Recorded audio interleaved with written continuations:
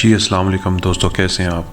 अगर वक्त से पहले आपके बाल सफ़ेद हो गए हों, मतलब अगर आपकी एज इतनी नहीं हुई, 20 साल है या 18 साल है या 25 या 30 साल है, तो बाल आपके पहले ही सफ़ेद हो गए हों, तो उसके लिए 2 होम्योपैथी मेडिसिन बता रहा हूँ, बहुत ज़बरदस्त रिज़ल्ट्स हैं।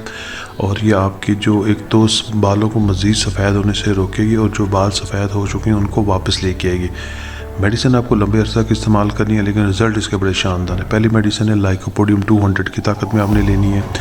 ये मेडिसिन आप दिन में सिर्फ एक बार इस्तेमाल करेंगे, सुबह कर लें या शाम को कर लें। और दूसरी मेडिसिन एसिड फास्ट 200 है, ये भी एक टाइम कर लेंगे। मतलब आप इस तरह बना लें कि सुबह एसिड फास्ट ले लें, रात को लाइकोपोडियम ले लें, या सुबह लाइकोपोडियम ले लें, रात को एसिड फास्ट ले लें। रोज़ाना एक खुराक आपने लेनी है। खट्टी चीज़ों से परहेज़ कीजिएगा, इंशाल्लाह चंद ही दिनों में आप देखिएगा बाल जो है, एक तो स्टॉप तो बहुत जल्दी हो जाएंगे, लेकिन जो बाल काले होना शुरू होंगे उस पर ज़रा टाइम लगेगा।